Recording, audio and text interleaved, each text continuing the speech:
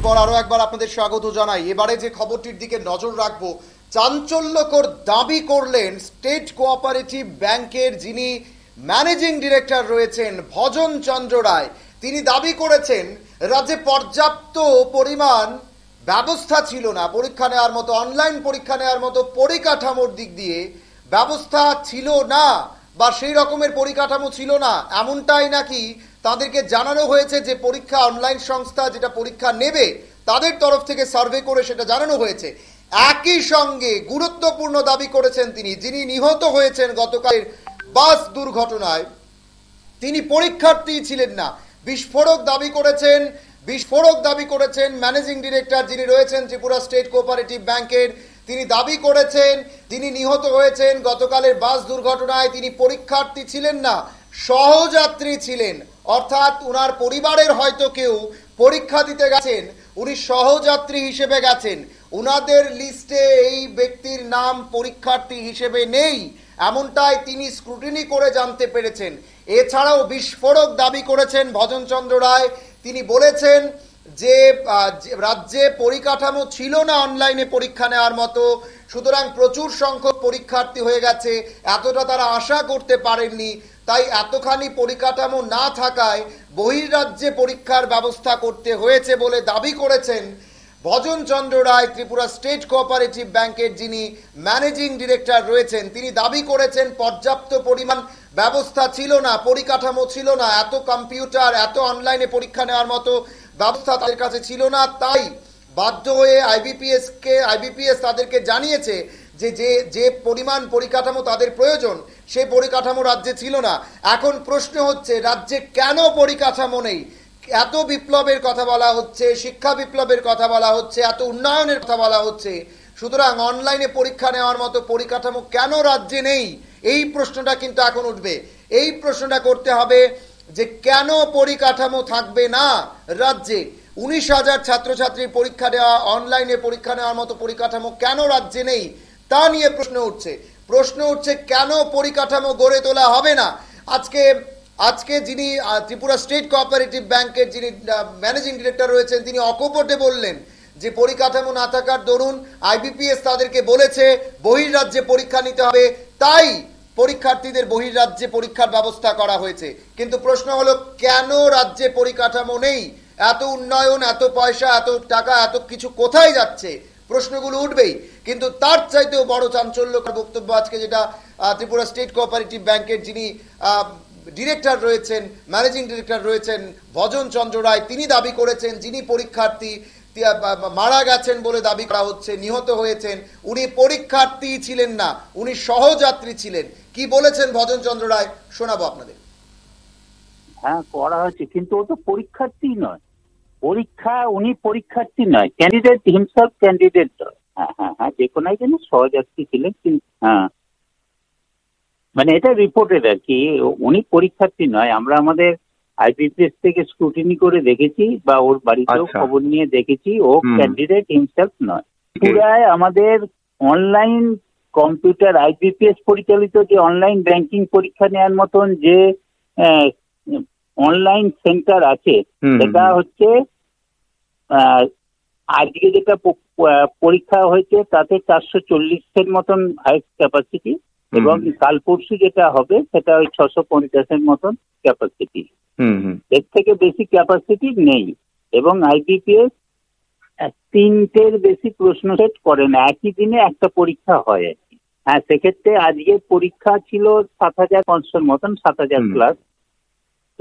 তাদের জন্য এতগুলো সেট করতে পারবে না বলেই তারা এই আসাম ত্রিপুরাতে পরীক্ষার ব্যবস্থা, মানে আমাদের যে ওদের যে এজেন্সি, টেকনিক্যাল এজেন্সি, সেই টেকনিক্যাল এজেন্সি হচ্ছে টিসিএস, টাটা কনসালটেন্সি সার্ভিসেস।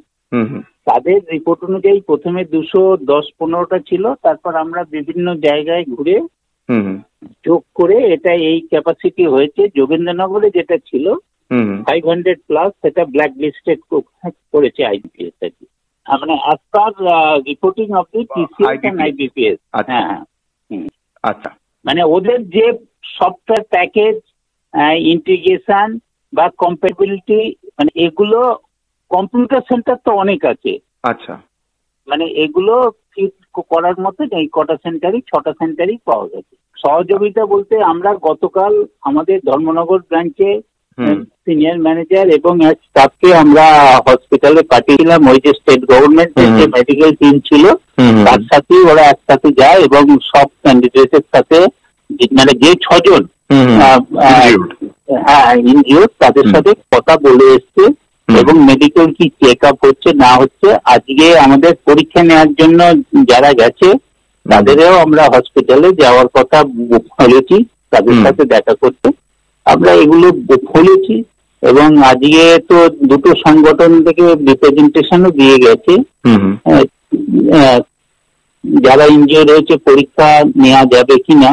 সেটা আমরা আইবিসির সাথে মৌখিক কথা বলেছি যে ওরা ভার্বালি এগ্রিড হয়েছে যারা ইনজিওর্ড হয়েছে তাদের পরীক্ষা আলাদাভাবে ত্রিপুরাতে যাতে নেওয়া যায় আর কি, সেটা ভার্বালি কথা বলেছি। আর ওই পরীক্ষার্থী সেটা একই চলছে, ও ক্যান্ডিডেট ছিল, ওর ফ্যামিলি বা পরিবারকে চাকরি দিতে হবে। আমি বললাম এটা তো সেই ক্যান্ডিডেট নয়, তবে একটা যেটা ঘটেছে তো মর্মান্তিক।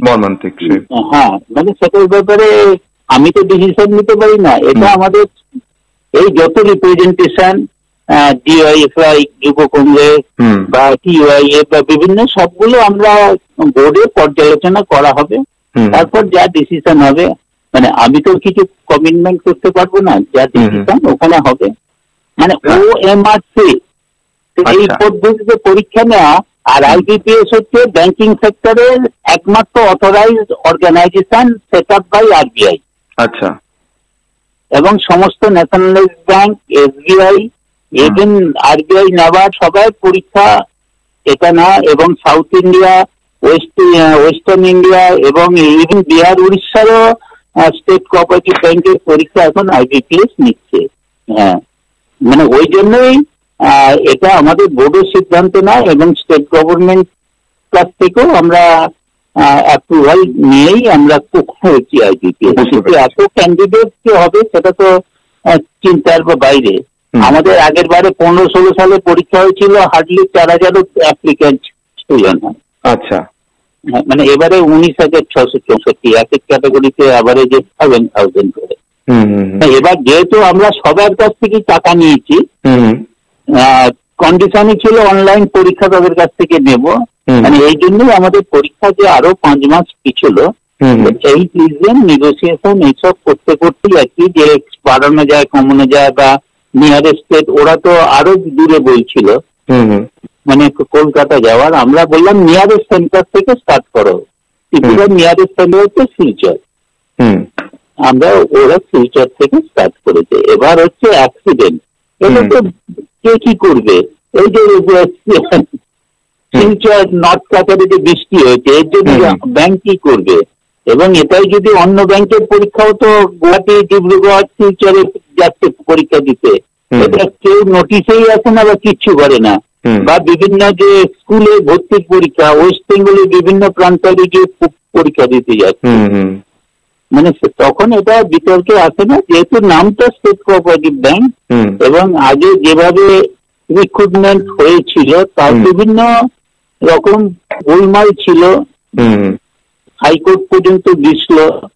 সেই কারণে আমরা free and fair election result examination online পদ্ধতিতে আমরা করেছি আর কি।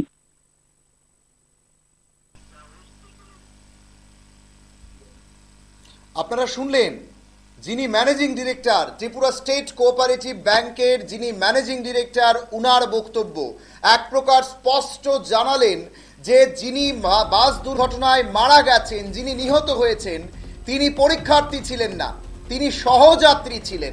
তার চাইতেও বেশি গুরুত্বপূর্ণ বক্তব্য রাখলেন কিন্তু স্টেট কোঅপারেটিভ ব্যাংকের যিনি ম্যানেজিং ডিরেক্টর রয়েছেন। তিনি বললেন পরিকাঠামো ছিল না, অনলাইনে এত ছাত্রছাত্রীর পরীক্ষা নেওয়ার মতো পরিকাঠামো রাজ্যে ছিল না।